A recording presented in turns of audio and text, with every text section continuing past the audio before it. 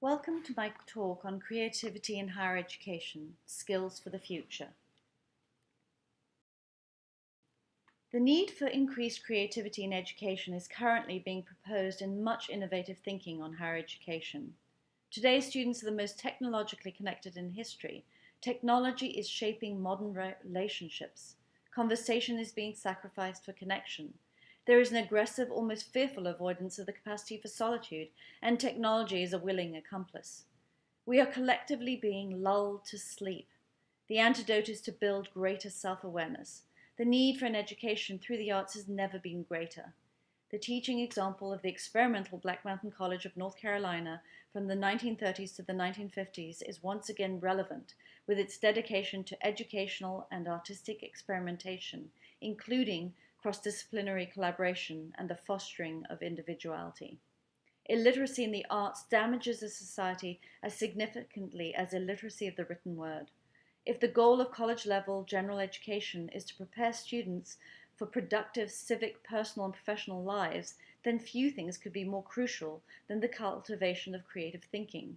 Most institutions of higher education teach and assess verbal, quantitative, and information literacy.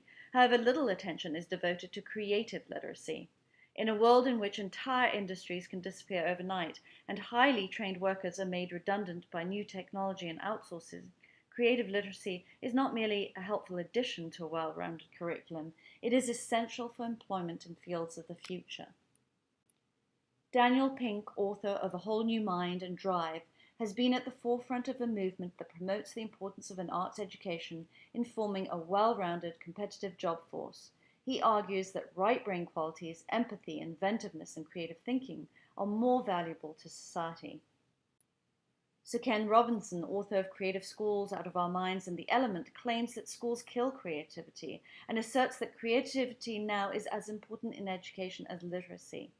The significance and necessity of creativity for contemporary life is being recognized more and more, presenting schools with the challenge to change pedagogies, to be effective educators in preparing future generations to take their place in the world. Policymakers everywhere emphasize the urgent need to develop human resources, and in particular to promote creativity, adaptability, and powers of communication. Creative literacy provides a common ground for communication and understanding that connects cultures and generations despite personal, cultural, and class differences. There is a growing need for a more balanced and integrated approach. Collaboration among disciplines effectively communicates the connectedness of things, which is foundational to learning. In E.M. Foster's words, only connect the prose and the passion, and both will be exalted. Live in fragments no longer. In higher education, we should now begin to develop our high concept skills to create artistic and emotional beauty, to detect patterns and opportunities, to craft a satisfying narrative, and to learn to combine seemingly unrelated ideas into a novel invention. In short, we can develop our abilities to create.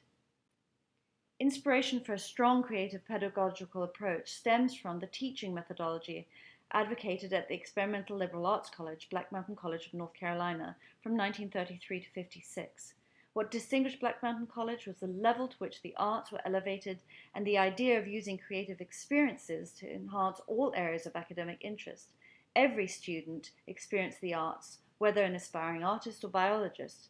John Andrew Rice, one of the founders of Black Mountain College, upheld that nearly every man is a bit of an artist, which can be developed. Art was a discipline that helped one to see, to learn, to listen, and to make choices. Black Mountain College was not about art within the confines of the classroom, but seeing all life as art. Education was a preparation for life, to learn to make intelligent, discriminating decisions and develop a capacity for initiative and independence. To conclude, the world is once again turning to creativity as the way to ensure a prosperous future, yet it remains tightly coupled with science, technology, engineering, and math, the STEM subjects. Art and design are poised to transform our economy in the 21st century. We must add the arts to the language of education.